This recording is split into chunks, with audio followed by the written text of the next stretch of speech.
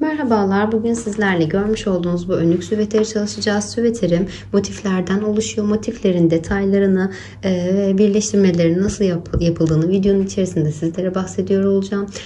Bu modelim 36 ve 38 bedene uyumlu, yani small ve medium uyumlu. Siz large ve x large beden için yapmak isterseniz motiflerden birer sıra daha fazla gideceksiniz. En son sırayı nasıl yaptıysanız bir sonraki sırada da aynısını yaparak devam edeceksiniz motiflerinizde. Zaten bedenlerde kenarda bu şekilde bağcıklar olduğu için bedenlerde çok bir sıkıntı olmayacaktır. Sizlere süveterimin ölçülerini de vereyim. Bu şekilde eni 37 santim, boyu 36 santim ve omuzdan da ölçeyim. Şuradan ölçeyim. 48,5 santim oldu omzuyla birlikte. Hadi o zaman videomuzun yapımına geçelim. Süveterim için 5 numara 3 milim tığ kullandım. 4 renk ip kullandım. 250-300 gram arası benim için yeterli oldu. Tek tek ayrı ayrı renkleri söyleyemeyeceğim ne kadar ip gittiğini. Çünkü ben evdeki parça iplerimden kullandım. Siz de aynı şekilde parça iplerinizden kullanabilirsiniz. Kolaylıklar diliyorum. Motifim için öncelikle sarı ipimi kullanıyorum. Bir tane zincir çekerek kapatıyorum. Bu zincirimi saymıyorum. 1, 2, 3, 4, 5 tane zincir çekiyorum. İlk zincirimin tepesine tığımı batıyorum. Ve bir tane kaydırma yapıyorum. 1, 2, 3 zincir çekiyorum. İpimi üzerine doluyorum. Zincirimin ortasındaki boşluğa tığımı batıyorum. Bir tane ikili trabzan yapıyorum. İlk zincirimi de trabzan olarak sayıyorum. İpimi üzerine doluyorum. Ve aynı boşluğa 3. ikili trabzanımı yapıyorum. 1, 2 zincir çekiyorum. Aynı boşluğa ipimi üzerine dolayıp 2 zincir çektikten sonra bir tane ikili trabzan yapıyorum. İpimi üzerine doluyorum. Aynı boşluğa 3. ikili trabzanımı yapıyorum. İpimi üzerine doluyorum. Aynı boşluğa 3. ikili trabzanımı yapıyorum. 1, 2 zincir çekiyorum. İpimi üzerine doluyorum. Aynı boşluğa bir ikili trabzan. İpimi üzerine doladım. Aynı boşluğa 2. ikili trabzan. İpimi üzerine doladım. Aynı boşluğa 3. ikili trabzanımı yapıyorum.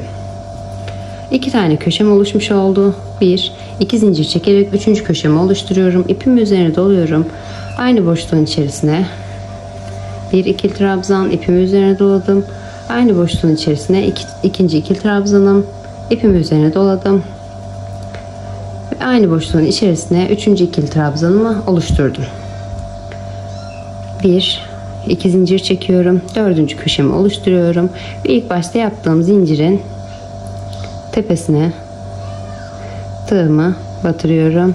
Kaydırma yaparak bir zincir çekiyorum. Ve bu noktada ipimi kesiyorum. İkinci sıram için siyah ipime geçtim. Burada bitirdiğim yerden değil, herhangi bir boşluğumdan tığımı batırıyorum. İpime bir zincir yapıyorum içeriden. 1, 2, 3 zincir yapıyorum. İpimi üzerine doladım. Aynı noktaya tığımı batırıyorum. Bir tane ikili trabzan yaptım. Zincirimi de sayıyorum yine. İpimi üzerine doladım. Bir ikili trabzan daha yaptığım zincirimle birlikte 3 tane ikili trabzanım oluşmuş oldu. 1, 2 zincir çekiyorum. İpimi üzerine doluyorum. Aynı boşluğuma bir ikili trabzan. Bu arada iplerimi de yürütüyorum. İpimi üzerine doluyorum. Aynı boşluğun içerisine 2. ikili trabzan. İpimi üzerine doladım. Aynı boşluğun içerisine 3. ikili trabzanımı yaptım. Yan boşluğuma geçeceğim artık. Burada zincir çekmiyorum. İpimi üzerine doladım. Köşe noktama tığımı batırıyorum.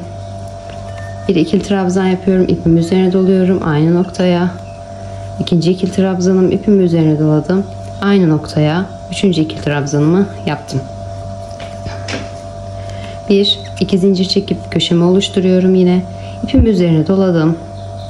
Aynı boşluğuma bir tane ikili trabzan. Burada düğüm varmış. İpimi üzerine çektim. ve ikili trabzanımı oluşturdum. İpimi üzerine doladım. Burada bu düğümü de artık arada gizleyeceğim. İpimi üzerine doladım. Ortadaki aynı boşluğa ikinci ikili trabzanımı yaptım.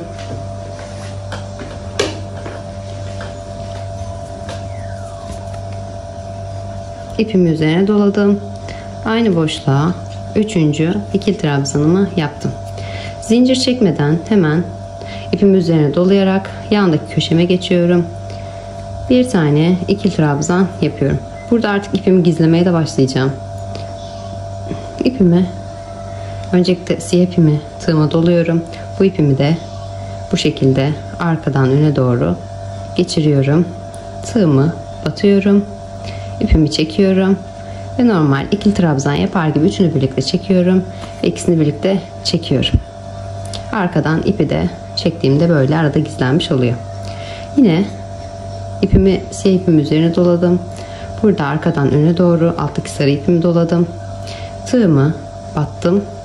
İkili trabzan yapar gibi üçünü birlikte çektim. İkisini birlikte çekerek üçüncü trabzanımı oluşturdum ve ipimi de arkada çektim. 1 2 zincir çektim.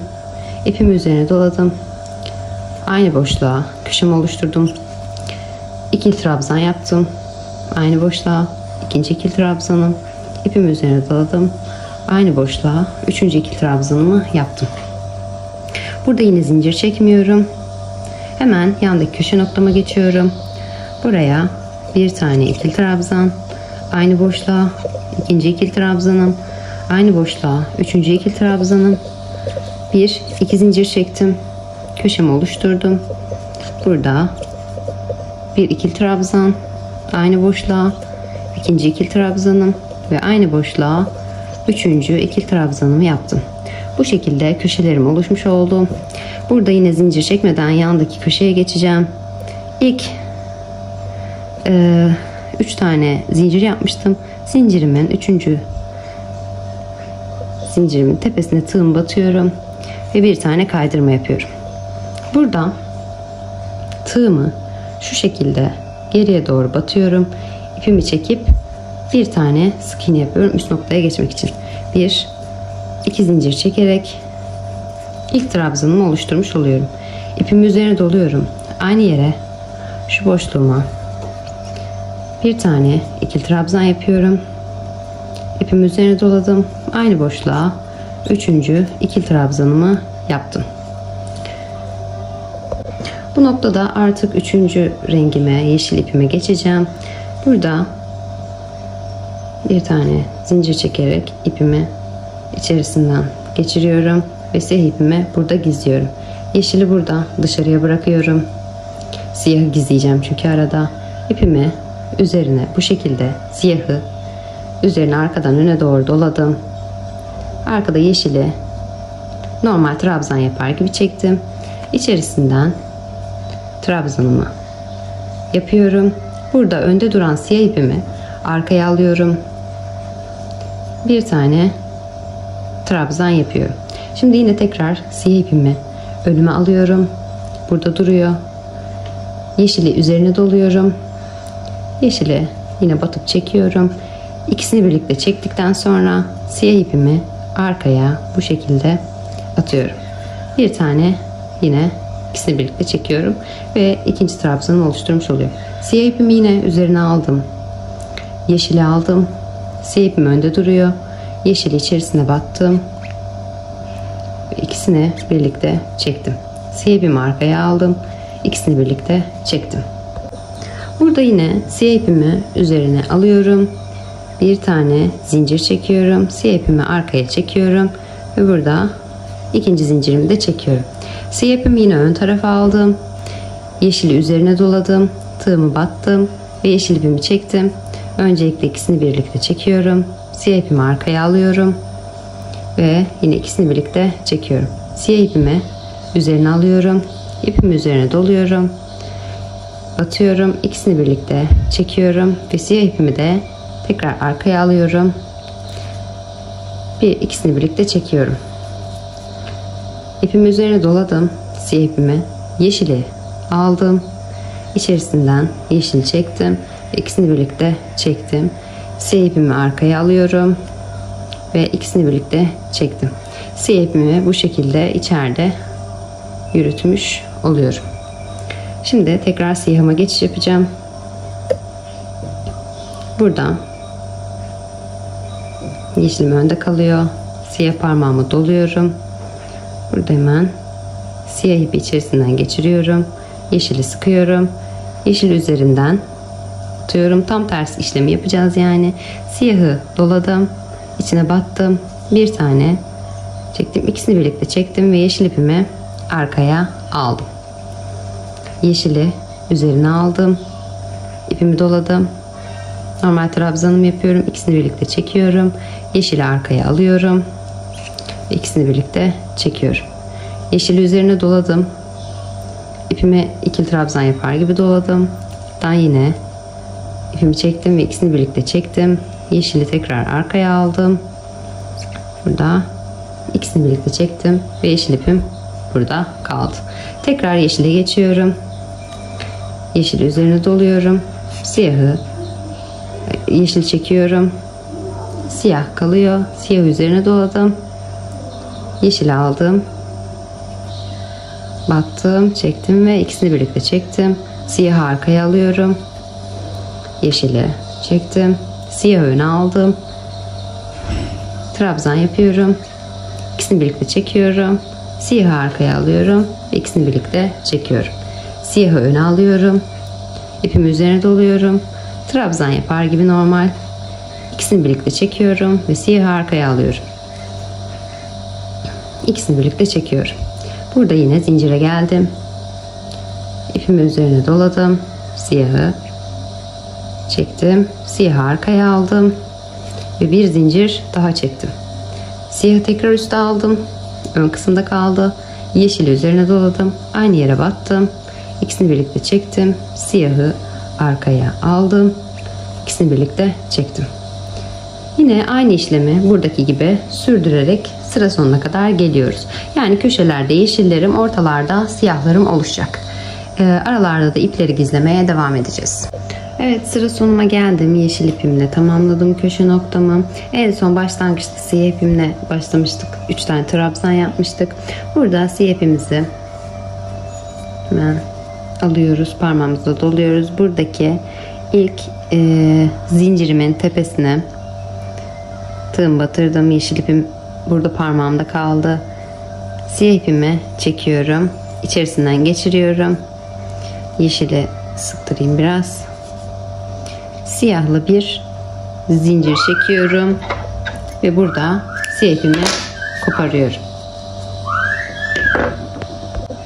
Siyah ipimi kopardım. Burada yeşil ipim hala elimde. Yeşille devam edeceğim artık. Yeşil parmağıma doladım. Burada tığımı şuradan geçiriyorum. İpimi arkaya çekiyorum. Ve bir tane zincir yapıyorum. 2, 3. zincirimi yapıyorum. İpimi üzerine doluyorum. Aynı boşluğuma. Daha burada siyahı da yürütelim. Gizleyelim yani. Burada yeşili üzerine doladım. Siyahı da önden arkaya doğru doladım. Tığımı batırdım. Yeşil çektim. İkili trabzan yapar gibi. Burada üçünü birlikte çekiyorum. İkisini birlikte çekiyorum ve siyah ipimi arkadan bu şekilde çekiyorum.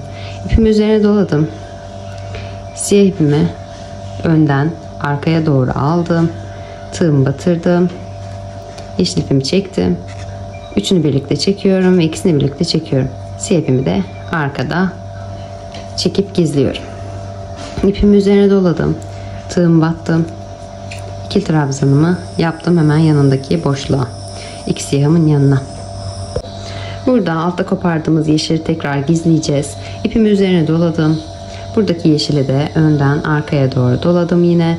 Tığımı battım. Üçünü birlikte çektim ve ikisini birlikte çektim.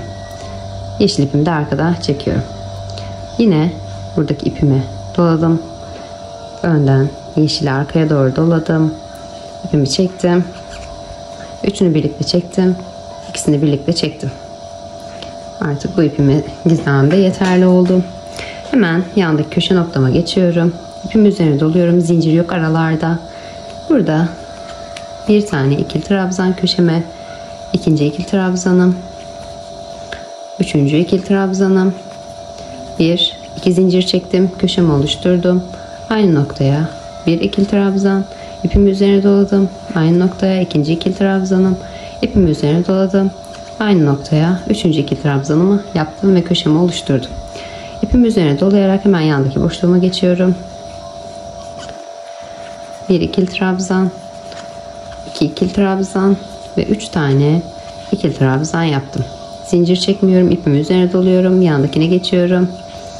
Bir ikili trabzan, ikinci ikili trabzanım, ipimi üzerine doladım ve üçüncü ikili trabzanımı yaptım. İpimi üzerine doladım, köşe noktama geldim. Burada bir ikili trabzan, ikinci ikili trabzanım ve üçüncü ikili trabzanım. Yine burada köşe oluşturacağız. Bir iki zincir, ipimi üzerine doladım. Aynı noktaya bir tane ikili trabzan, ikinci ikili trabzanım ve üçüncü ikili trabzanımı da yaptım. Bu şekilde köşelerimi köşelerde 2 tane zincir çekiyorum. 3 ikili trabzan, 2 zincir, 3 ikili trabzan yapıyorum. Diğerlerine normal 3'er tane batarak sıra sonuma kadar geliyorum. Evet, son sıramı da tamamladım. Köşe noktama geldim. İlk zincirimin tepesine yine tığımı batıyorum. Bir kaydırma yapıyorum ve bir zincir çekerek ipimi artık bu noktada kesiyorum. Motifim hazırlanmış oluyor. Arkadaki ipleri de zaten gizleyip sakladığımız için direkt kesebilirsiniz. Olduğu noktalardan ekstra saklamaya ihtiyacınız yok. Ortaya kullanacağım bu motifimi tamamlamış oldum. Bu motiften 10 tane daha hazırlıyoruz. Ya 10 tane, toplamda 10 tane hazırlıyoruz. Diğer motifimize geçiyoruz. Motifim için 3 tane renk kullanacağım. Siyah, yeşil ve beyaz kullanıyorum ben. Öncelikle siyah ipimle başlıyorum. Bir tane zincir çektim. Bu zincirimi saymıyorum. 1, 2, 3, 4, 5 tane zincirimi çektim. İlk zincirimin tepesine tığım batıyorum.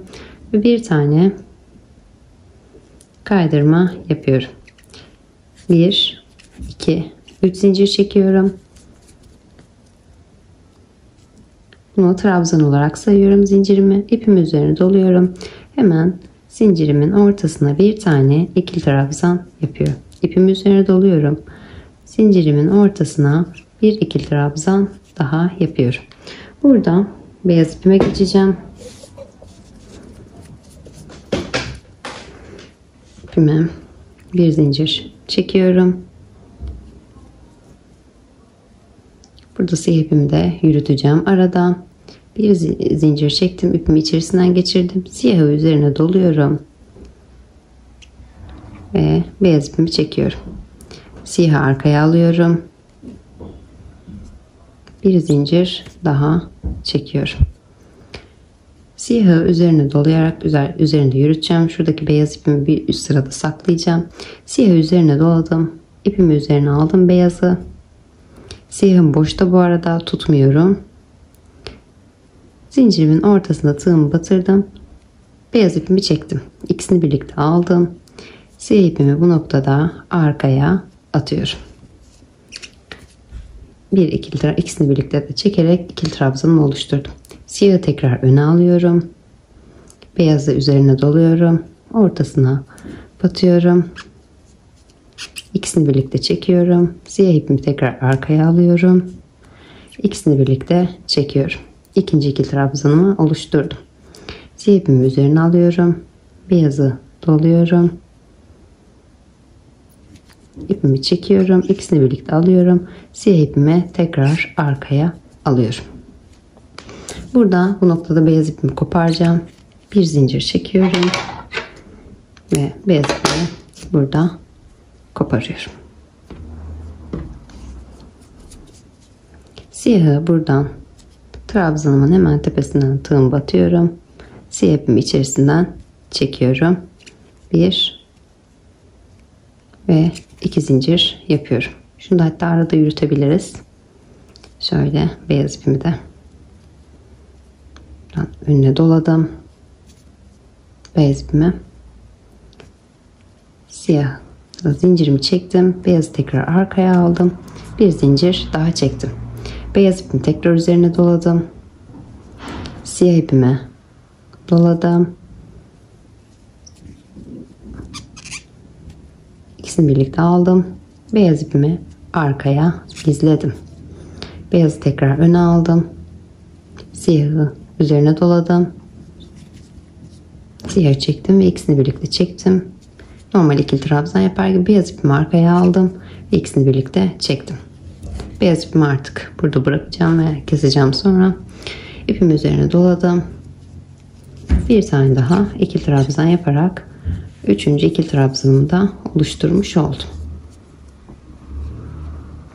Burada siyah ipimi de siyah ipimi yürüteceğim hep içeride. Yeşil ipimi alıyorum. Yeşil ipime geçiyorum bu noktadan. Bir tane zincirimi çektim. İpimi içerisinden geçirdim. Siyah ipimi iyice sıkılıyorum. Siyah ipimi yine arada yürüteceğim. Şu yeşili burada kenarda bırakayım. Yukarıda gizleyeceğim. Siyahı üzerine doladım. Bir tane zincir çektim. Siyahı arkaya aldım. Bir zincir daha çektim. Siyahı tekrar üzerine doladım. Yeşili üzerine aldım. Tığımı battım. İkisini birlikte çektim. Siyahı arkaya alıyorum. İkisini birlikte çekiyorum. Siyah tekrar öne aldım. İpimi üzerine doladım. İkisini birlikte çektim.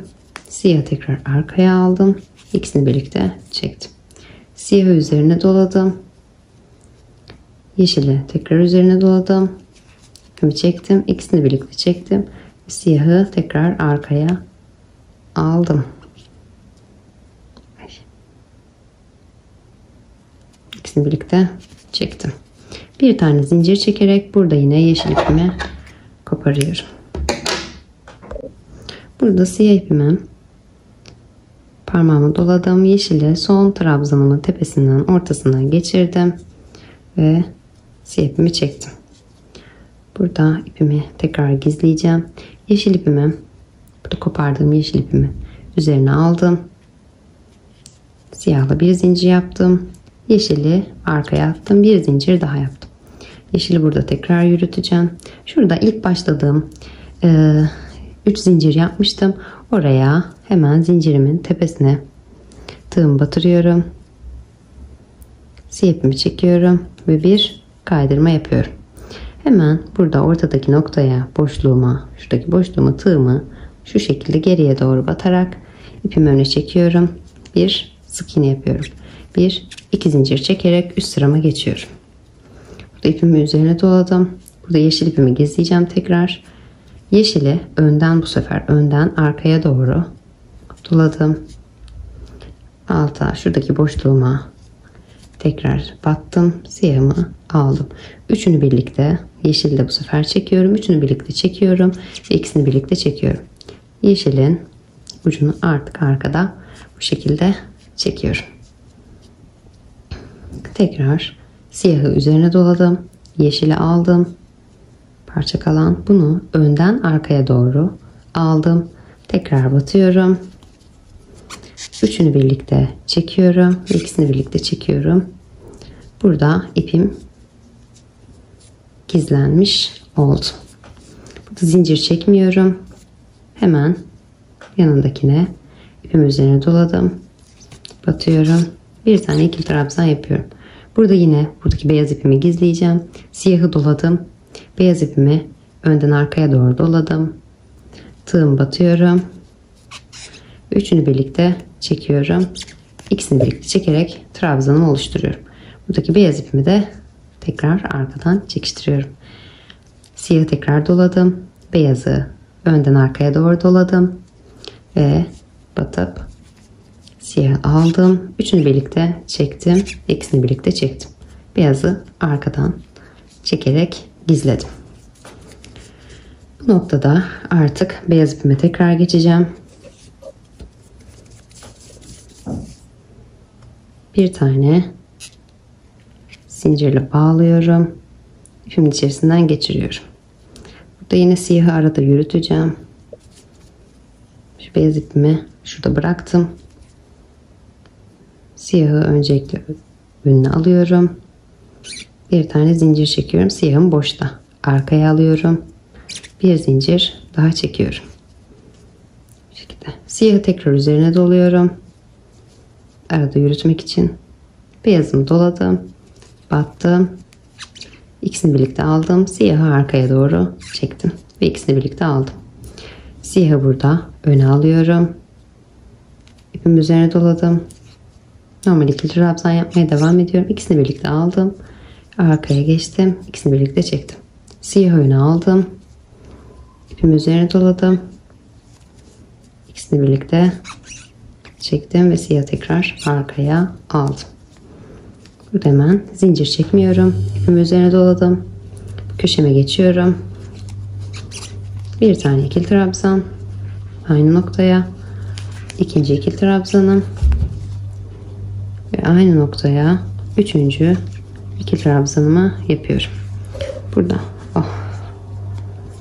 Pardon. İpimi yürütmeyi unutmuşum. Siyahı. İpimi doladım. İkisini birlikte aldım. Siyahı arkaya aldım. Siyahı üste aldım. İpimi doladım.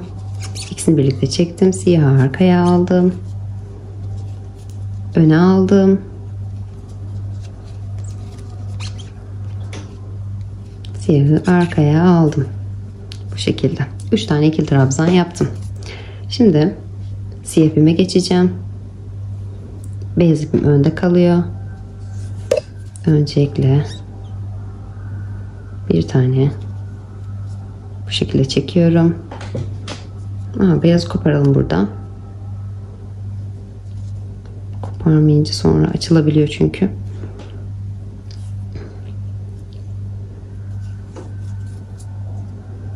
Siyah doladım. Son trabzanımı sökmüştüm. Onu tekrar yapıyorum. Ve bir tane zincir çekerek beyaz ipimi bu noktada koparıyorum. Siyah ipimi tekrar aldım. Burada trabzanımın tepesinden geçiriyorum. İpimi çekiyorum. Bunu da hatta burada yürütelim tekrar. Bir zincir çekiyorum. Beyaz ipimi arkaya tekrar aldım. İkinci zincirimi çekiyorum. Burada siyah üzerine doladım. Beyazı doladım. Bu şekilde tığımı battım. Yanlışlık yaptım. Çözemedim. Beyazı doladım. Boşluğa bırakmadım. Siyahı üzerine aldım. İkisini birlikte çektim ve beyazı geriye aldım. İkisini birlikte çektim. Beyazı öne aldım tekrar. İkisini birlikte çektim. Beyazı tekrar ikisini birlikte çektim. Burada artık diğer yöntemi de uygulayalım. Siyahı doladım. Beyazı arka tarafına aldım. Ve bu şekilde ikisini birlikte çektim. Beyaz ipimi arada gizleyemedim. Dolanmış ipe. Siyah üzerine doladım. Beyaz arkaya doğru doladım. Üçünü birlikte aldım. İkisini birlikte aldım. Beyaz arkada çektim ve gizlendim. İpimi üzerine doladım. Burada diğer tarafıma zincir çekmeden geçiyorum. Bir tane ikili trabzan yapıyorum. Buradaki ipimi tekrar gizleyeceğim. Yeşil ipimi üzerine doladım. Yeşil de buradan arkaya doladım. İpimi çektim ve üçünü birlikte çektim. İkisini birlikte çektim. Yeşil ipimi arkadan çekiyorum. İpimi üzerine doladım. Yeşil ipimi öne doğru aldım. Önden arkaya aldım. Üçünü birlikte çektim. İkisini birlikte çektim. Yeşil arkadan çekiyorum. Burada artık yeşile geçeceğim.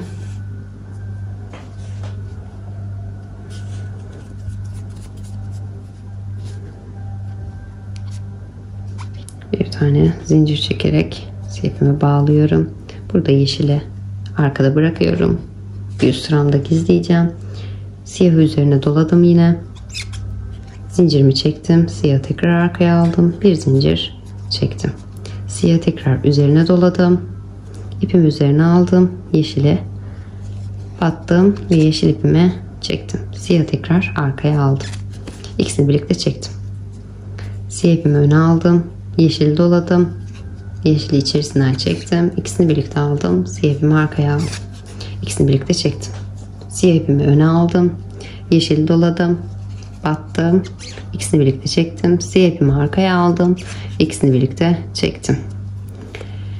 Siyah ipimi üzerine aldım. Zincir çekmeden hemen yanındakine geçiyorum. Köşe noktama. Burada ikisini birlikte aldım. İpimi arkaya aldım. Siyah ipimi öne aldım. Tığımı battım. İkisini birlikte çektim. Arkaya aldım. Öne aldım. İkisini birlikte çektim. Ve siyah ipimi yürütmüş oldum burada. Burada bir tane zincir çekerek ipimi koparıyorum. Yeşil ipimde de bu sırada işim bitmiş oluyor.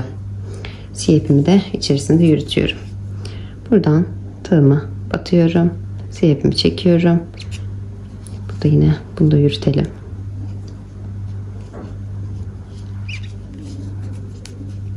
Artık bu ip yürütmeyi, ip saklamayı anlamış olduk. Artık onların detayını vermeden normal örgü şeklinde devam edeceğim. Çünkü daha zor oluyor gerçekten anlatması. İlk trabzanım, 2 tane zincirimi çektikten sonra ilk trabzanımın yani 3 tane zincirimin tepesine tığımı battım. İpimi içerisinden çekiyorum ve bir kaydırma yapıyorum. Burada hemen gerideki boşluğuma geliyorum. Tığımı batırıyorum. Buradan ipimi çekerek bir sık iğne yapıyorum. 1-2 zincir çekerek üst sırama geçmiş oluyorum. İpimi üzerine doluyorum. Burada yine bir tane ikili trabzan yapıyorum. İlk trabzanımı zincirlerle yapmış oldum. İpimi üzerine doladım. Aynı boşluğuma bir ikili trabzan daha yapıyorum. 3 tane ikili trabzanım oldu.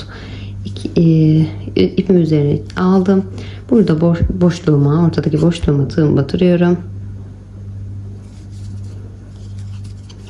Bir tane ikili trabzan yapıyorum. Aynı boşluğa ikinci ikili trabzanım, aynı boşluğa üçüncü ikili trabzanımı yapıyorum. İpimi üzerine aldım. Köşe noktama geldim.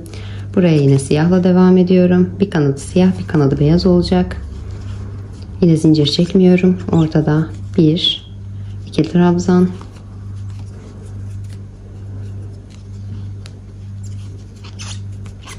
ikinci ikili trabzan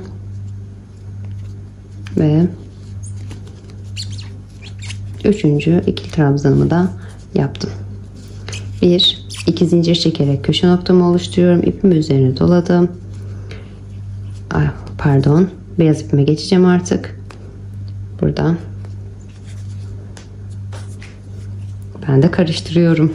Renkler çok olunca bir tane zincir çektim. İpimi çektim.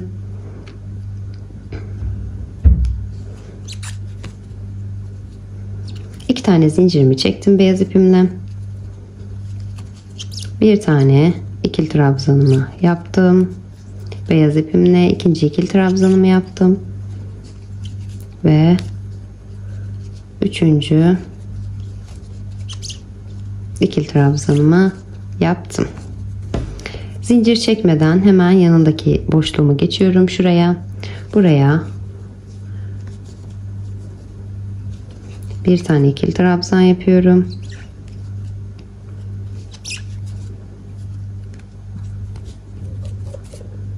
Aynı noktaya ikinci ikili trabzanım. Aynı noktaya üçüncü ikili trabzanım. Ve hemen buradaki trabzanlarımı da bitiriyorum. Hemen yandaki boşluğuma, köşe noktama geçiyorum. Buraya da beyazla yine 3 tane ikili trabzan yapıyorum yan yana.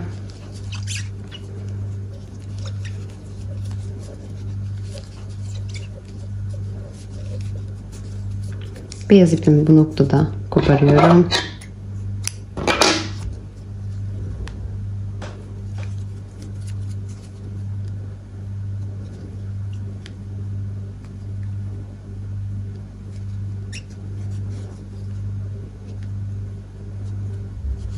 Siyah ipimle devam ediyorum. 2 tane zincirimi çektim. Aynı boşluğumun içerisine köşe noktamı oluşturacağım. 3 tane ikili trabzan yapıyorum yan yana.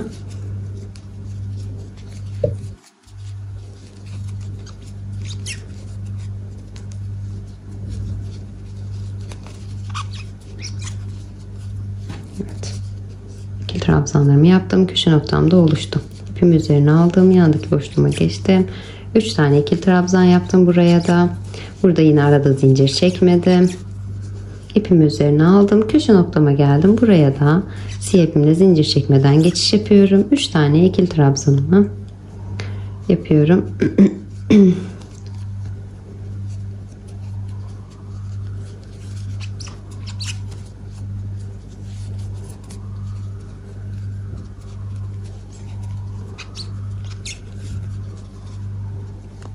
Burada artık 3 tane ikili trabzanından sonra yeşil ipime geçiş yapıyorum. Buradaki mantığı da anladınız. Yeşil ipimi de bu şekilde köşe 2 tane zincir çekiyorum yeşil ipimle. 3 tane trabzan yapıyorum. Aynı boşluğa köşe noktamı oluşturuyorum. Hemen yanındaki boşluğa, ortadaki boşluğa geçiyorum.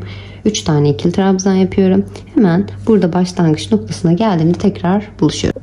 Evet, yeşil örgümü de bitirdim. 3 tane motifim oluşmuş oldu. Yeşilimde de bu şekilde siyah ipime geçeceğim. Öncelikle yeşilimle bir zincir çekiyorum. İpimi bu noktada kesiyorum. Siyah ipime geçiş yapıyorum artık.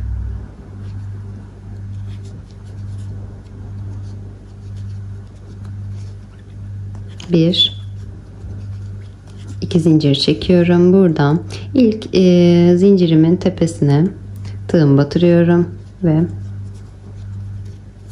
kaydırmayla bağlıyorum. Gerideki boşluğuma, köşe noktama tığım batırıyorum. Önden arkaya doğru ipimi çekiyorum. Bir sık iğne yapıyorum. İki zincir çekerek ilk ikili trabzanımı oluşturmuş oluyorum. İkinci ikili trabzanımı yapıyorum aynı noktaya. Ve aynı noktaya üçüncü ikili trabzanımı yapıyorum.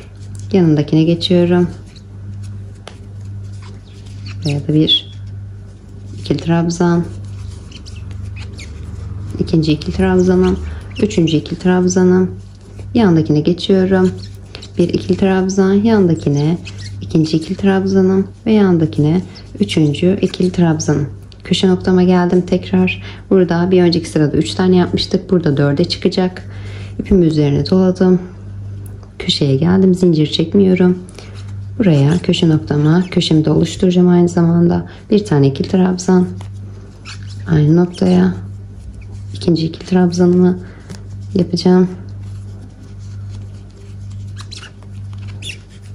Ve aynı noktaya üçüncü ikili trabzanımı da yapıyorum. Burada 2 tane zincir çekiyorum. Beyaz ipime geçiyorum. Burada da beyazım da yine 4 tane olacak. Köşeme geliyorum. Buraya da bir kanadını beyaz, bir kanadını siyah yapacağım. Bu şekilde köşe noktamı oluşturacağım. Yine aynı bir önceki sıramda ne yaptıysam aynı şekilde devam edeceğim. Ortalarda zincir çekmeden yapıyorum. Kenarlarda köşe oluşturmak için 2 tane zincir çekiyorum ve sıra sonunda tekrar buluşuyorum. Evet, sıra sonuma geldim. Burada yeşil ipime bir zincir çekiyorum ve artık bunu burada koparıyorum. İçinde gizlediğim siyahı tekrardan alıyorum. İki zincir çekiyorum ve ilk zincirimin tepesine tığım batıp kaydırma yapıyorum. Bir tane de zincir çekiyorum ve bunu da koparıyorum. Motifimiz bu şekilde tamamlanmış oluyor. Evet, motifimi bu şekilde tamamladım. 12 tane bu yeşilli olan motifimden olacak. Aynı motifin bir de pembesini yapacağız. Yeşil yerine pembe kullanacağız. Bu pembe motiften de 14 tane yapacağım. Hepsini tamamlayalım ve gelelim. Motifim için yeşil, pembe ve beyaz olarak 3 renk kullanacağım. Öncelikle yeşille başlıyorum. Bir tane zincir çektim. Bunu bağlama zincir olarak kullanıyorum. 1, 2, 3, 4, 5 tane zincirimi çektim. İlk zincirimin tepesine tığım batıyorum ve bir kaydırma yapıyorum. 1, 2, 3 zincir çekiyorum. Zincirimi trabzan olarak sayıyorum. Birinci trabzanımı yapmış oldum. Zincirimin ortasına tığım batıyorum. Bir tane trabzan yapıyorum. İpimi üzerine doluyorum. Aynı boşluğa bir kere daha batıyorum. Üçüncü trabzanımı yapmış oluyorum. Burada bir zincir çekiyorum. ve ipimi kesiyorum. Şimdi pembe rengime geçeceğim.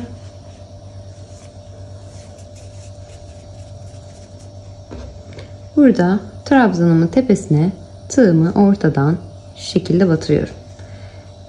Pembe ipimi bir zincirle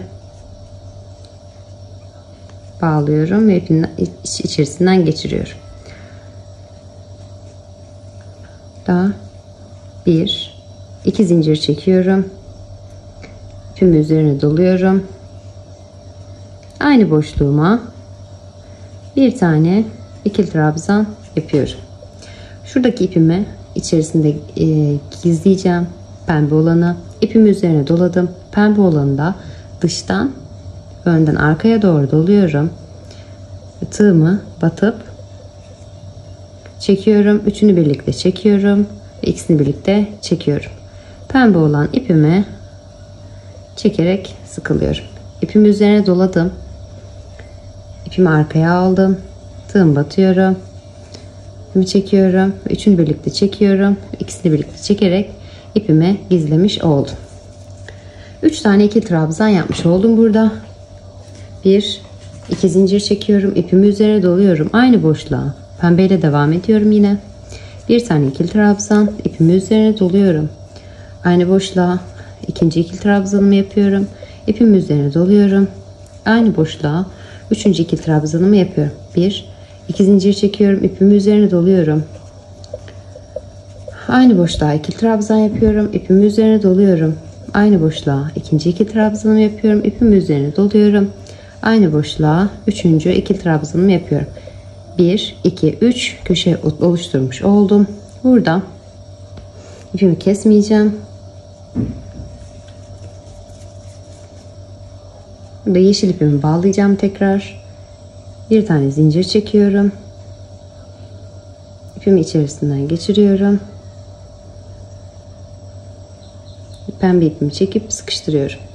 Burada pembe olanı şunu yukarıda gizleyeceğim. Pembe olanı üzerine doluyorum. Arkadan öne doğru. Arada kalıyor. Yeşil olanı sarıyorum. Pardon. Burada zincir yapacaktım artık. Aynen. Pembe olanı arkadan öne doğru doluyorum. Yeşil içerisinden geçirip zincir yapıyorum. Ve hemen bir zincir daha yapıyorum. Pembe ipim burada gizlenmiş oldu. Hemen burada ilk yaptığım zincirimin tepesine üçüncüsüne batıyorum. İpimi çekiyorum. Ve kaydırmayla bağlıyorum. Burada ipimi alta geçiriyorum. Boşluğa. Bir tane sık iğne yapıyorum. 2 zincir çekiyorum. İpimi üzerine doluyorum. Bu arada öncelikle pembeyi yürütmem gerekiyor içeride. Pembeyi arkadan öne doğru doluyorum. Boşlukta kalıyor. Yeşil olanı doladım. Tığımı buradaki gerideki boşluğumu batırdım. Bir tane ikili trabzan yaptım. Pembe ipimi arkaya attım. İkisini birlikte çektim. Pembe ipi öne aldım. İpi yürütme işlemi yapıyorum. Yeşili üzerine doladım. Yine aynı noktaya battım. Bir tane ikisini birlikte çektim. Arkaya doladım. İkisini birlikte çektim. Pembe olan ipi üzerine doladım. Yeşil de üzerine doladım. Buradaki boşluğuma geliyorum. Hiç zincir çekmiyorum. Buradaki boşluğumu batıyorum. Bir tane ikisini birlikte çekiyorum. İkili trabzan yapacağım. Pembe olanı arkaya alıyorum. İkisini birlikte çekiyorum. İpimi üzerine doluyorum. Bu şekilde ikisini birlikte alıyorum. İkisini birlikte alıyorum. Pembeyi öne getiriyorum arkadan. İpimi üzerine doluyorum. Normal trabzan yapar gibi devam ediyorum. İkisini birlikte çekiyorum. Pembe olanı arkaya alıyorum. İkisini birlikte çekiyorum. Burada artık pembe olana geçeceğiz. Buradan ipimi içerisinden geçiriyorum. Önce yeşil koparalım. Daha kolay olur.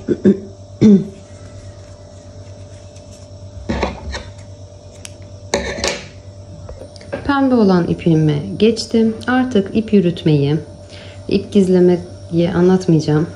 Bir önceki videolarımda bahsetmiştim bundan. O yüzden normal direkt motifimi anlatmaya devam edeceğim. İpimi üzerine doladım. 2 tane zincirimi çektim. Buradaki boşluğuma tığım batıyorum.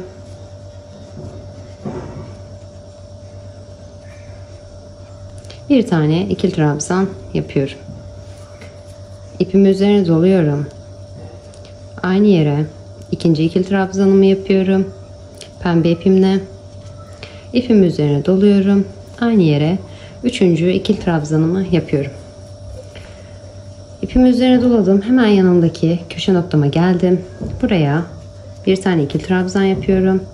İpimi üzerine doladım. İkinci ikili trabzanım. İpimi üzerine doladım. Üçüncü ikili trabzanım. 2 zincir çektim. İpimi üzerine doladım. Bir tane ikili trabzan yapıyorum. İpimi üzerine doladım. İkinci ikili trabzanım. Ve aynı noktaya üçüncü ikili trabzanımı yaptım. 3 ikili trabzan, 2 zincir, 3 ikili trabzan.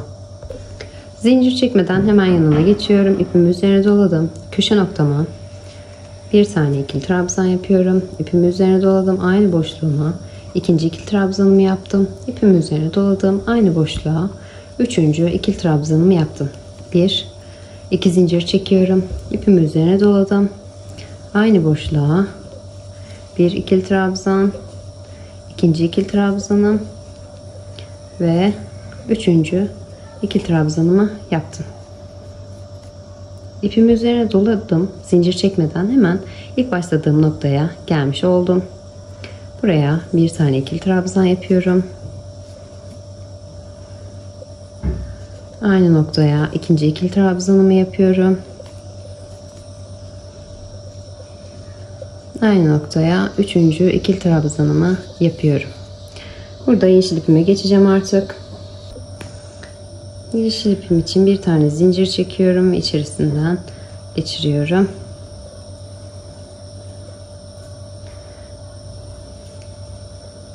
Bir zincir çekiyorum ve ikinci zincirimi de çekiyorum. Burada en son 3 tane ikili trabzan yapmıştık. Bu zincirimle köşe noktamı oluşturmuş oldum. Başlangıç noktama geliyorum. Zincirimin tepesine tığımı batırdım ve kaydırdım.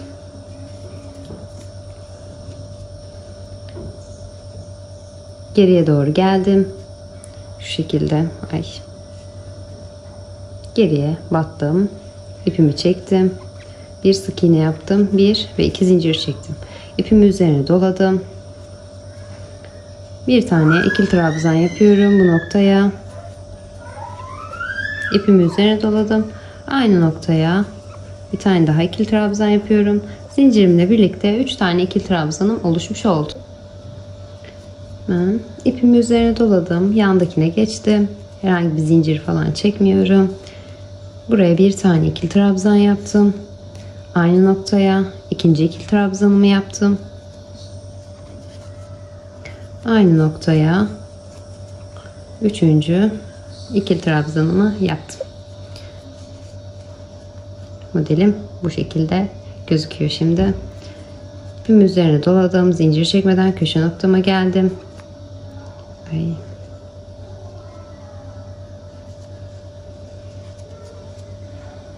Çekemedim.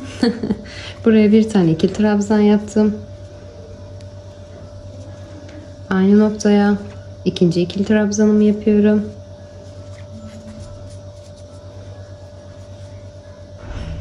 Aynı noktaya üçüncü ikili trabzanımı yapıyorum. Bu şekilde. 2 zincir çektim. Pardon, burada pembeye geçiş yapacağım. Yeşil ipimi kopardım. Pembeye geçiş yapıyorum. İçinde yürüttüğüm için kolay oluyor. 2 tane zincir çektim. İpimi üzerine doladım. Aynı boşluğuma, köşe noktama bir tane ikili trabzan yapıyorum.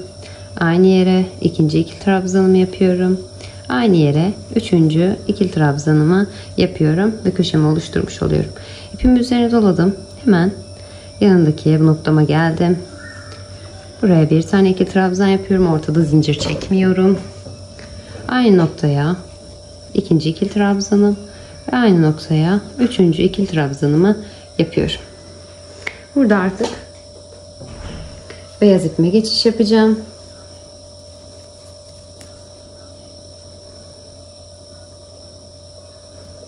İpimi bu şekilde çekiyorum. İpimi üzerine doladım.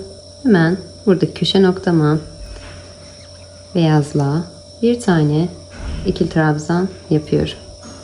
Aynı noktaya ikinci ikili trabzanımı yapıyorum.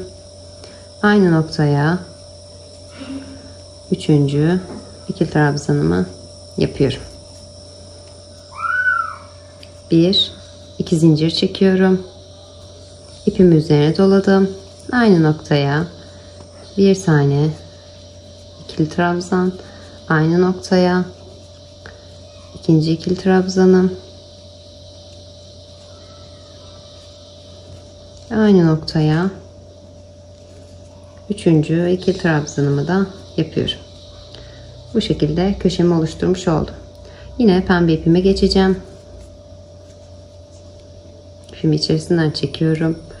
İpimi üzerine doluyorum. Zincir çekmeden hemen yanındaki boşluğuma ikili trabzan yapıyorum. Aynı boşluğa ikinci ikili trabzanımı yapıyorum. Aynı boşluğa üçüncü ikili trabzanımı yapıyorum. Hemen yine beyaz ipime geçiyorum. İpleri ayıramadım. İpimin üzerine doluyorum. Köşe noktama geldim. Köşeleri bu sırada beyaz yapacağız. Bir tane ikili trabzan yapıyorum. Aynı noktaya bir ikili trabzan daha yapıyorum. Hemen geliyorum. Çocukla video çekmesi gerçekten bayağı meşakkatli oluyor. Aynı noktaya üçüncü ikili trabzanımı da yapıyorum. Bir, iki zincir çekiyorum. İpimi üzerine doluyorum. Aynı boşluğuma köşe noktamı oluşturacağım yine. Bir tane ikili trabzan yapıyorum. İpimi üzerine doladım. İkinci ikili trabzanım. İpimi üzerine doladım. Üçüncü ikili trabzanımı da yaptım. Tekrar burada pembe rengime geçiş yapacağım. Buraya hemen yanındakine bir tane ikili trabzan. Aynı noktaya bir ikili trabzan daha yapıyorum. Aynı noktaya üçüncü ikili trabzanımı da yaptım.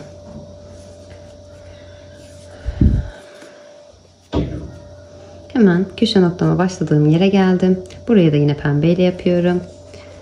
Bir tane ikili trabzan. Aynı noktaya ikinci ikili trabzanım. Ve aynı noktaya üçüncü ikili trabzanımı yapıyorum. Ve burada artık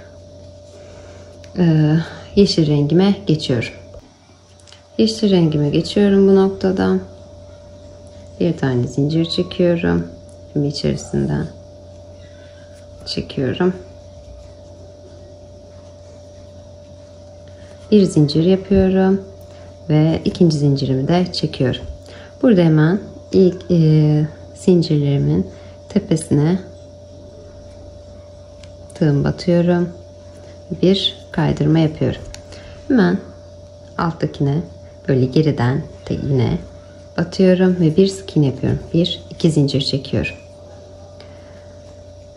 İpimi üzerine doladım.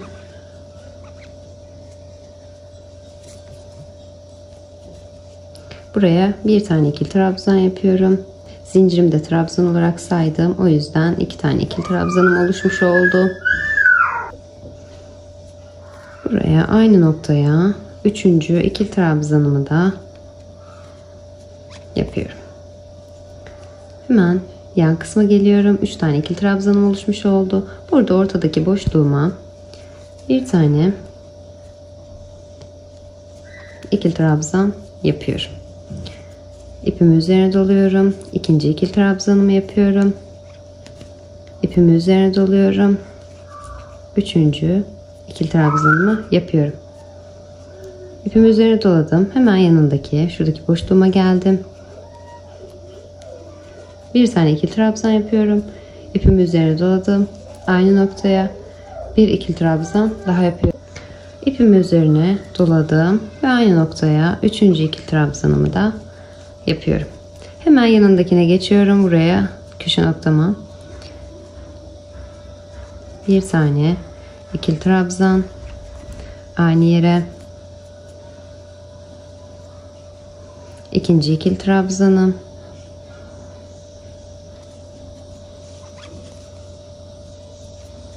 aynı yere üçüncü ikili trabzanımı yapıyorum. Burada artık yeşil ipimi koparıyorum.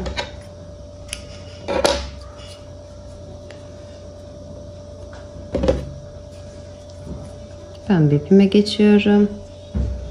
Buradan iki tane zincir çekiyorum. Aynı noktama bir tane ikili trabzan, köşe noktamı oluşturuyorum. Aynı yere ikinci ikili trabzanım, aynı yere üçüncü ikili trabzanım. İpimi üzerine doladım. Hemen yanındakine geçiyorum. Buraya bir tane ikili trabzan, ikinci ikili trabzanım ve üçüncü ikili trabzanımı yapıyorum. Burada da pembeyi koparıyorum. Artık beyaz ipime geçiş yapıyorum.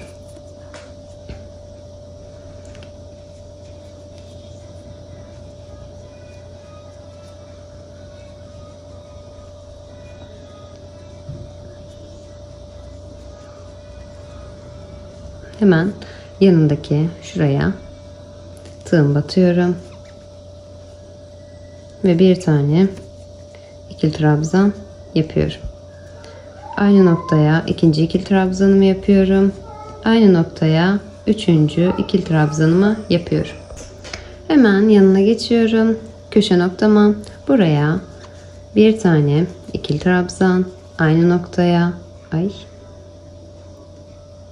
ikinci ikili trabzanım, aynı noktaya üçüncü ikili trabzanımı yapıyorum. 2 zincir, bir ikili trabzan, ikinci ve üçüncü ikili trabzanımı yapıyorum. Köşe noktamı oluşturdum.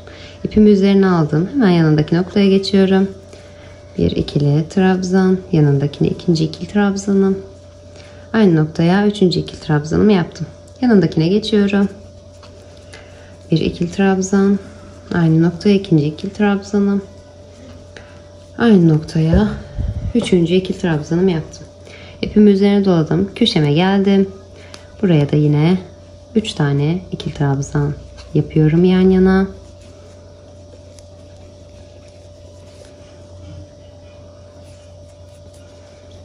İki zincir çektim. İpimi üzerine doladım. Aynı boşluğuma 3 tane daha ikili trabzan yapıyorum. İpimi üzerine doladım. Buradaki boşluğuma geçtim. Buraya yine 3 tane ikili trabzan yapıyorum.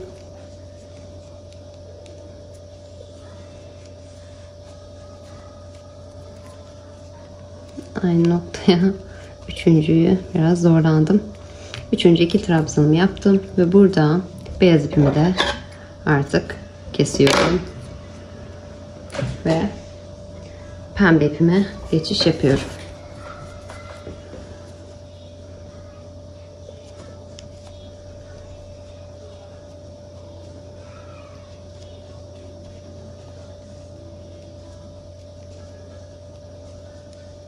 İpimi üzerine doladım. Hemen yanındaki boşluğuma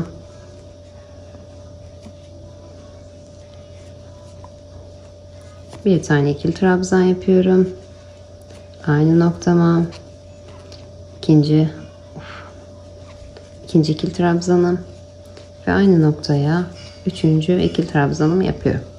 Yanındakine geçiyorum. Köşe noktama yani bir ikili trabzan, iki ikili trabzan ve üçüncü ikili trabzanımı yapıyorum. Burada Bir, iki zincir çekiyorum ve ilk zincirimin tepesine kaydırma yapıyorum. Bir zincir çekerek ipimi bu noktada koparıyorum. Motifim bu şekilde oluyor. Evet, bir diğer motifimiz de bu şekilde. Bu motifimizden de 20 tane hazırlıyoruz ve geliyoruz. Evet, ben bu şekilde motiflerimi hazırladım. Birleştirmemin bir kısmını yaptım. Diğer kısmını da bu kısma kadar olanını yaptım. Son sırayı hep birlikte yapacağız. Hadi birleştirmemize geçelim. Birleştirmelerimi önce ilk olarak şu sıradan başladım. Siyah olarak aralarda birleştirmelerimi yaptım. Bir tane pembe olan motifimden, bir tane yeşil olan, bir pembe, bir yeşil ve son olarak bir tane de pembe koyuyorum bu şekilde.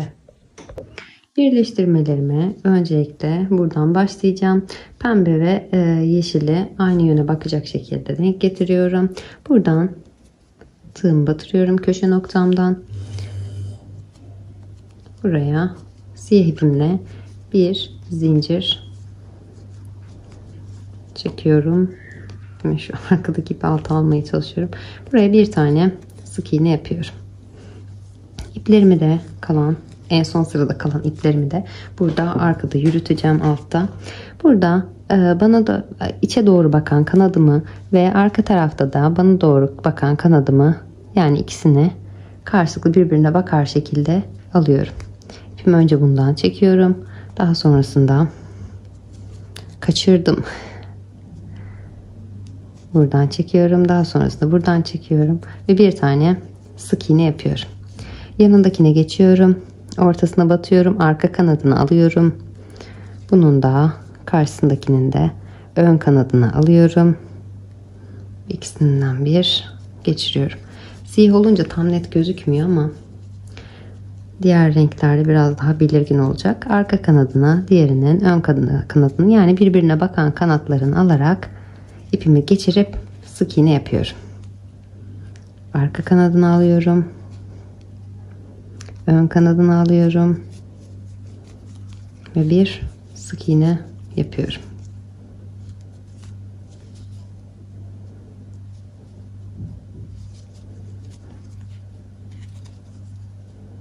Aynı şekilde hepsi birbirine denk gelmiş oluyor. Bu şekilde birleştirmemi sıra sonuna kadar tamamlıyorum. Köşe noktama geldim.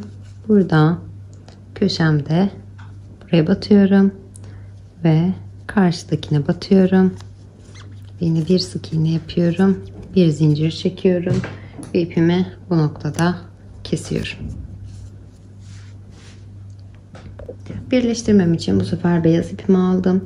Buradan başlıyorum birleştirmeme. Daha sonra şu şekilde döneceğim ve en sonunda pardon, ters koymuşum. Şu şekilde döneceğim ve en sonunda bu tarafı da birleştireceğim. Şimdi öncelikle buradaki ortadaki noktamı batıyorum ve karşısındaki noktamı batıyorum. Buraya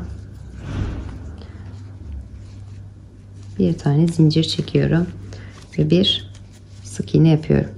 Hemen ilk trabzanıma, bu beyaz olunca biraz daha belli olacak.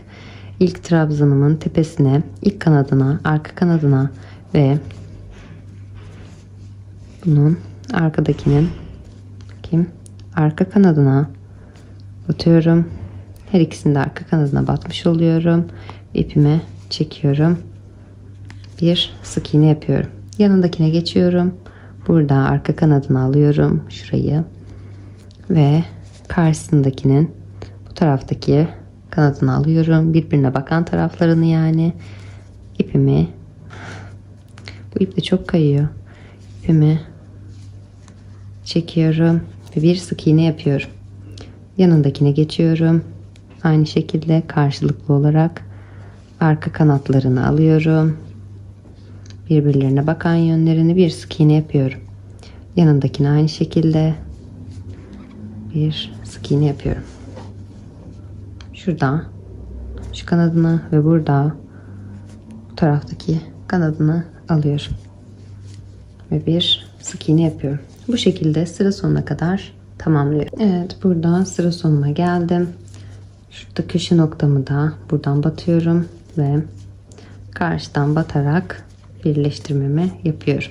Hemen çeviriyorum Diğer motifimi alıyorum. Şu şekilde aynı hizada denk gelecek şekilde koyuyorum. Tekrar buraya batıyorum. Hemen bunun karşısındaki köşeye batıyorum. Boşluğa bir sık iğne yapıyorum. Yine aynı şekilde burada ve buradan batıyorum. Bir sık iğne yapıyorum. Yine arka kanatlarını alıyorum. Her birleştirmemde aynı işlemi yapıyorum. Bir sık iğne yapıyorum. Aynı şekilde karşılıklı olarak birleştirmelerimi tamamlıyorum.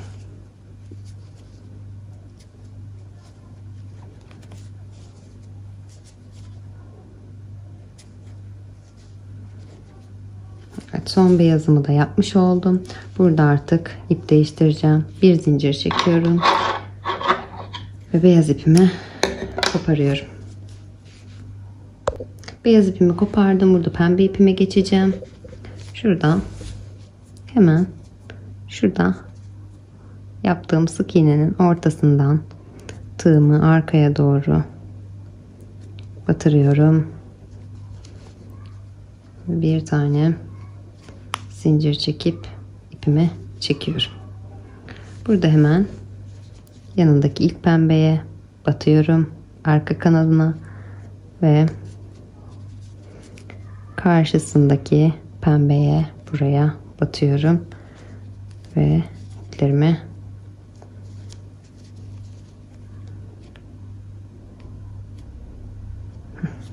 bir sık iğne yapıyorum. Arka kanadına batıyorum. Arkasındakinin de arka kanadına karşılıklı olarak batarak bir sık iğne yapıyorum. Arka kanadına ve burada bunun arka kanadına batıyorum. İpimi çekerek bir sık iğne yapıyorum. Arka kanadına ve karşısındakinin burada arka kanadına yine tığım batıyorum ve ipimi geçirerek bir sık iğne yapıyorum. Bu şekilde köşe noktama kadar geliyorum. Evet, burada köşeye geldim. Buradaki köşe noktamı batıyorum ve karşısındakine batıyorum. Bir sık iğne yapıyorum ve bir zincir çekip pembe ipimi de burada koparıyorum. Diğer tarafımda şurada birleştirmesi kaldı. Bunu da beyaz olarak birleştiriyorum. Şimdi yeşil ipimizle şuradaki motifi birleştirmeye geçeceğiz. Evet, burada bu motifimi birleştireceğim. Her iki taraflı da, hatta üç taraflı da yeşilli olarak denk gelmiş gerçekten. En kolay birleştirme yeri diyebilirim. Yeşil ipimi aldım. Burada ve karşısındakine köşe noktalarına battım. Bir tane zincir çektim. Bir sık iğne yaptım. Hemen yanındakine geçiyorum.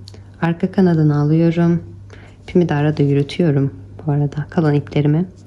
Burada ilk trabzanımın tepesindeki arka kanadımı alıyorum. İpimi çekiyorum ve bir sık iğne yapıyorum. Yanındakine geçiyorum. Aynı şekilde bir sık iğne yapıyorum. Yanındakine karşılıklı olarak arka kanatlarını alarak sık iğnelerimi tamamlıyorum ve köşe noktama geliyorum. Köşe noktama geldim. Burada köşeme batıyorum ve karşısındaki şuradaki motifimin köşesine batıyorum. İpimi çekerek bir sık iğne yapıyorum. Aynı köşeme tekrar batıyorum buraya. Şu motifin olduğu köşesine ve karşısındaki aynı motifin köşesine batıyorum. Bir sık iğne de buraya yapıyorum. Hemen örgümü çeviriyorum.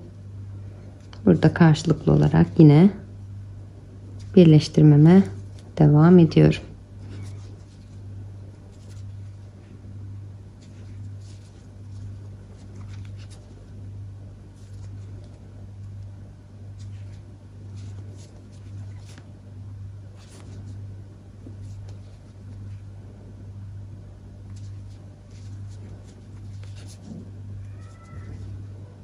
Köşe noktama gelene kadar bu şekilde birleştirmelerimi yapıyorum. Köşe noktamda da yine bu köşemde yaptığım gibi öncelikle buraya batıyorum. Buradakiyle birleştiriyorum. Aynı noktaya buraya batıyorum ve buradakiyle de birleştiriyorum. Bu köşe noktama gelince de bir zincir çekip ipimi koparıyorum. Şuradaki kısmımı da yine beyazla birleştiriyorum ve ipimi koparıyorum. Yani motifim bu şekilde, motiflerim bu şekilde. Şuralar siyahlarla birleşiyor. İki siyah yan yana geliyor. Siyahlarla birleşiyor. Ortaları şurada karşılıklı olarak beyazlar denk geliyor. Ortaları beyazlarla birleşiyor. Bu beyazları birleştirirken gösterdiğim gibi öncelikle ben alt kısımdan başladım. Buradan birleştirdim. Bu köşeyi de birleştirdim. Daha sonra bu ipimi tekrar taktım. Buradan birleştirdim. Burayı tekrar birleştirdim. İpimi tekrar takarak aynı işlemi uyguladım ve en son burası kaldı. Daha sonra yeşil ipimle buradan, siz buradan da başlayabilirsiniz. Ben şu taraftan başlamıştım ilk birleştirmeme. O yüzden bu şekilde gitti. Buradan başlıyorum ya da buradan başlayıp şu şekilde gidebilirsiniz. Bu şekilde birleştirme, her tarafı yeşil olduğu için çok problem değil bu. Burayı birleştirdikten sonra zaten burayı birleştirirken bu da birleşiyor. Burayı birleştirdikten sonra yine döndük başa.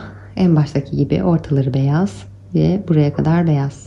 Ortaları beyaz, buraya kadar beyaz. Burayı birleştirdikten sonra ilk olarak pembeyi yaparsanız işiniz daha kolay olacaktır. Çünkü burayı birleştirdikten sonra bu iki arayı birleştirmek gerçekten çok zor olur.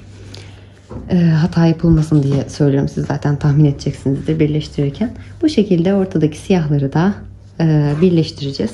Daha sonra burada köşe kısmını birleştirdikten sonra ben 3 motif daha koyuyoruz. Ben kol için koydum bunları. Pembe de bitmişti normalde. Beden kısmım pembe olan renkte. Bir yeşil, bir pembe, bir yeşil koydum. Toplamda 12 motif yeşilden, 14 motif de pembeden yaptık. Kollar da içinde dahildi yani. Bu şekilde kolu da birleştirdim yine ortadan siyahlarla. Ve arka tarafımda burada zaten daha belirgin tüm tamamını birleştirmiştim buradan artık siyahları birleştirdim, aşağı kadar geldim. Yine aynı şekilde arka tarafı da birleştirdim. Ben öncelikle ön ve arka olarak birleştirdim, daha sonra kolları ekledim. Bu şekilde diğer kolu da yaptım. Diğer kolun da birleştirmesini burada tamamladım ve karşıya birleştirmem kaldı. Bütün birleştirmelerimizi tamamlayalım ve kenar kısımlarımızdaki sık iğnelere gitmek için tekrar buluşalım. Birleştirmelerimi tamamladım. Kenar kısımlarına beyaz ipimle sık iğnelerle gideceğim. Köşe noktamdan başladım. Hemen ipimi burada bağlıyorum. Bir sık iğne yapıyorum. Hemen yanındaki buraya bir tane daha yapalım. 3 tane yapalım buraya köşelerde. Bir sık iğne daha yapıyorum ortaya. Hemen yanına sık iğnemin trabzanımın tepesine bir sık iğne yapıyorum. Yanındakine geçiyorum. Buraya bir sık iğne yapıyorum. Yanındakine geçiyorum. Bir sık iğne yapıyorum. İplerimi de arada yürütüyorum. Yanındakine bir sık iğne yapıyorum. Yanındakine geçiyorum. Bir sık iğne yapıyorum.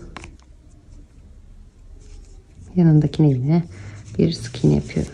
Bu şekilde hemen her bir sık iğnenin üzerine birer tane sık iğne yaparak etrafını sık iğnelerle gidiyorum.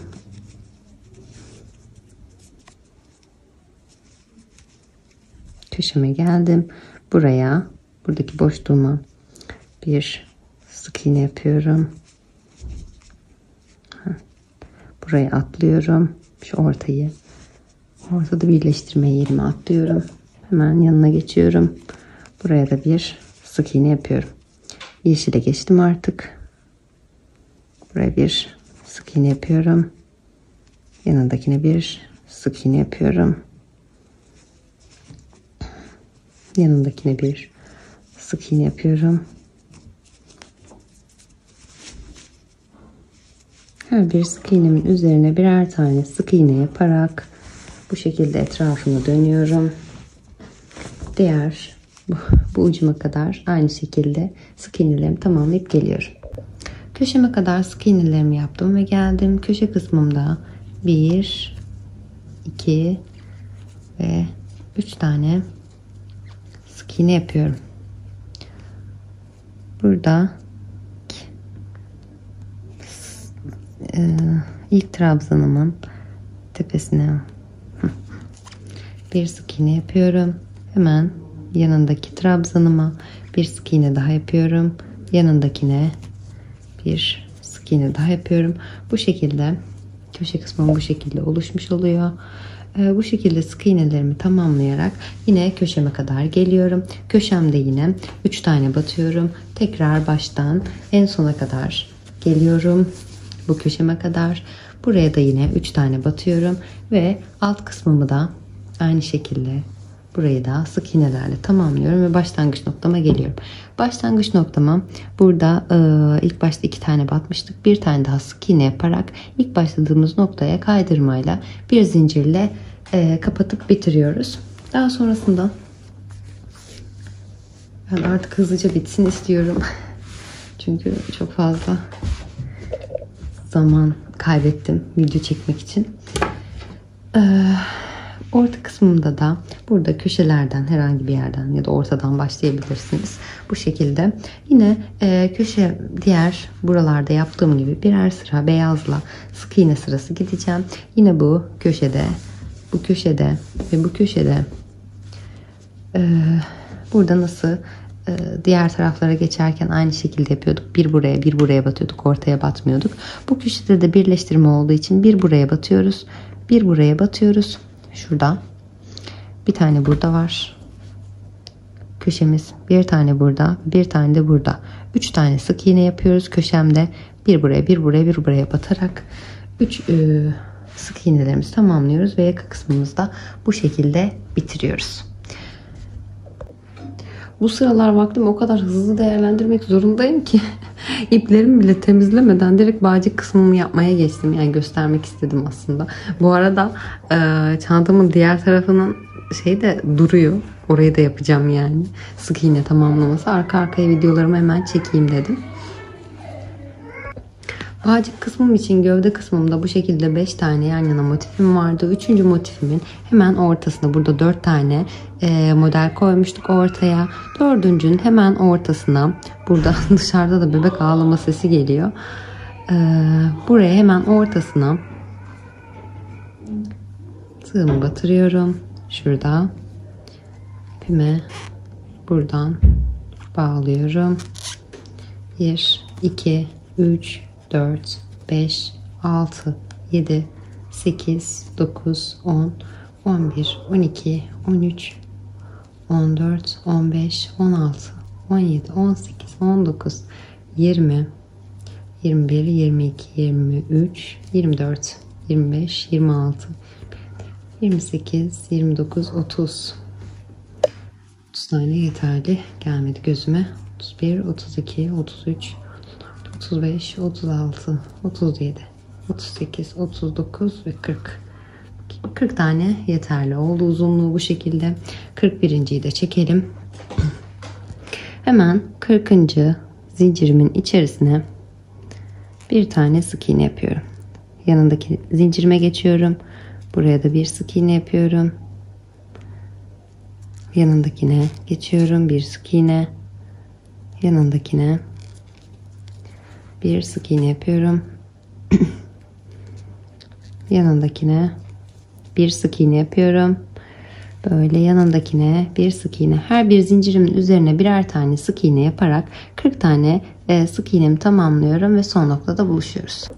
40 sık iğnemi de tamamladım. Bağcık kısmım bu şekilde oldu.